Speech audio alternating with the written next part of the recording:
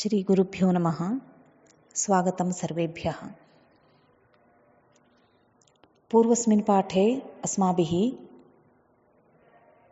वाच्यप्रतीयमानाख्यौ तस्य भेदावुभौ स्मृतौ इत्यस्य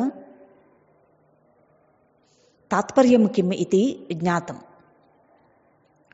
वस्तुरूपः अलङ्काररूपश्च अर्थः वाच्यशब्देन, रसरूपः अर्थः प्रतीयमान इति शब्देन ग्रन्थकारेण सूचितमस्ति इति ज्ञातमस्माभिः. इदानीं प्रतीयमान अर्थ एव काव्यस्यात्मा भवति इति यत् ज्ञातं भवद्भिः पूर्वं, तस्य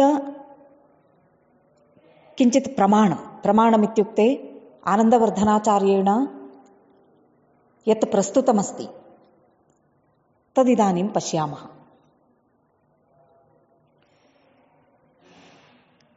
प्रतीयमानः स्वप्नेऽपि वाच्यः न भवति, अपि तु नित्यं व्यञ्जनाव्यापारगम्यः सहृदयहृदयाह्लादकः कश्चन अतिशयः अर्थः अस्ति, स एव काव्यस्य आत्मा इति एकस्यां कारिकायां स्पष्टयति आनन्दवर्धनाचार्यः.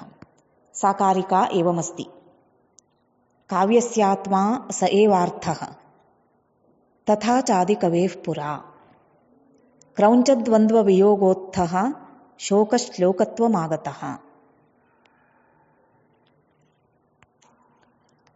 काव्यस्य आत्मा स एव अर्थः तथा च पुरा क्रौञ्चद्वन्द्ववियोगोत्थः शोकः आदिकवेः श्लोकत्वम् आगतः इति अन्वयः.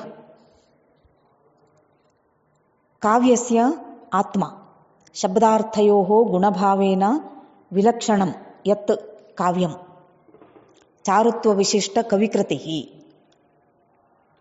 तस्य आत्मा नाम जीवनाधायकं तत्त्वं, जीवनमेव.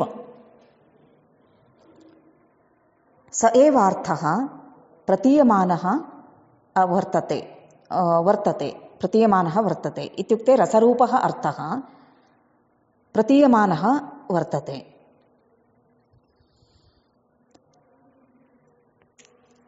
पुरा नाम प्राचीनकाले, रामः यदा अवतारं कृतवान् तस्मिन् काले त्रेतायुगे क्रौञ्चद्वन्द्ववियोगोत्थः, क्रौञ्चः नाम पक्षिविशेषः, तस्य द्वन्द्ववियोगेन, द्वन्द्वं नाम मिथुनं, तस्य वियोगेन उत्थितः. क्रौञ्च इत्युक्ते चक्रवाक इत्यपि नामान्तरमस्ति तस्य पक्षिणः. द्वयोर्मध्ये एकस्य वियोगात्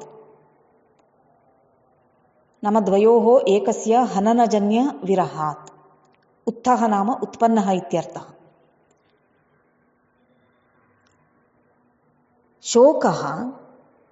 शोकः करुणरसस्य स्थायी भावः, शोकादेव करुणमुत्पद्यते. आदिकविः नाम वाल्मीकिः, तस्य श्लोकत्वं, श्लोकः अनुष्टुप् वृत्ते यद्वर्तते तथा पद्यत्वं प्राप्तः, आगतः नाम प्राप्तः इत्यर्थः. अस्याः कारिकायाः वृत्तौ आनन्दवर्धनः एवं विवरणं दत्तवान्: विविधवाच्यवाचकरचनाप्रपञ्चचारुणः काव्यस्य स एवार्थः सारभूतः तथा च आदिकवेः वाल्मीकेः निहतसहचरी विरहकातरक्रौञ्च्यादिक्रन्दजनितः शोक एव श्लोकतया परिणतः. मा निषादप्रतिष्ठां त्वमगमः शाश्वती समाः यत् क्रौञ्चमिथुनादेकमवधीः काममोहितम्. शोको हि करुणरसस्थायी भावः प्रतीयमानरूप एव इति प्रतिपादितम्।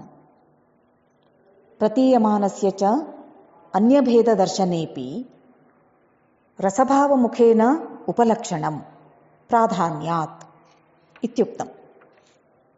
अस्य अर्थः कः इति पश्यामः। विविध वाच्यवाचकरचना प्रपञ्चचारुणः। विविधम् अनेकरूपं तत्तदभिव्यञ्जनीय रसानुगुणत्वेन विचित्रं कृत्वा। वाच्यार्थे वाचकशब्दे रचनायां बन्धे च प्रपञ्चचारुणः। प्रपञ्च इत्युक्ते विस्तरः इत्यर्थः। प्रपञ्चेन नाम विस्तरेण यत् चारु नाम सुन्दरं, शब्दार्थालङ्कारयुतत्वात् सुन्दरं किं काव्यं। तस्य काव्यस्य नाम कविकर्मणः कीदृशं कविकर्म तत् व्यापारप्रधानः कविकर्म, व्यापारप्रधानं कविकर्म काव्यं। स एव अर्थः नाम रसरूपः प्रतीयमानार्थ एव, न तु वस्त्वलङ्काररूपौ ध्वनिभेदौ। सारभूतः जीवातु भूतः। प्रधानतया काव्यस्य आत्मा इति मन्तव्यः। तथा च आदिकवेः वाल्मीकेः निहतसहचरी विरहकातरक्रौञ्चाक्रन्दजनितः। निहतः नाम सहचरी विरहकातरश्च, निहतः सहचरी विरहकातरश्च कः क्रौञ्चः। तस्य आक्रन्देन जनितः यः शोकः करुणस्थायिरूपेण परिणतः, श्लोकतया परिणतः इत्यर्थः।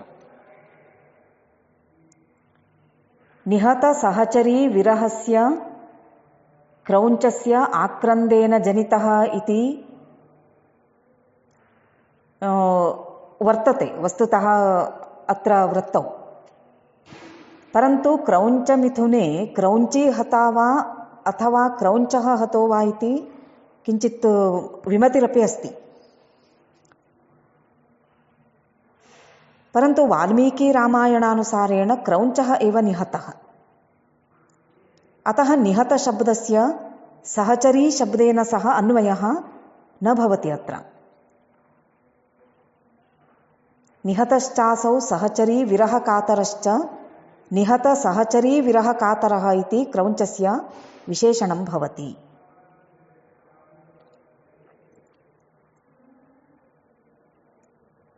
अपि च क्रौञ्चः क्रौञ्ची वा रुरोद इत्यपि सन्देहो भवति। वस्तुतः उभयोरपि रोदनम् अत्र विवक्षितम्। बाणाघातात् क्रौञ्चः मरणात् पूर्वं साहचर्यध्वंसनम् आवयोः भविष्यति इति कारणेन रोदिति। मम मरणानन्तरं क्रौञ्ची एकाकिनी भविष्यति इति विचिन्त्यैव दुःखेन असौ प्राणान् परित्यजति। बाणाघातेन भूमौ चेष्टमानं क्रौञ्चमेव मुनिः अपश्यत् खलु। एवं क्रौञ्च एव निहत इति ध्वनिकारस्यापि अभिमतः आसीत् इति वक्तुं शक्यते। इदानीम् आदिकाव्ये शोकः श्लोकत्वमागतः इत्येनं विचारं वयम् अग्रिमपाठे पश्यामः।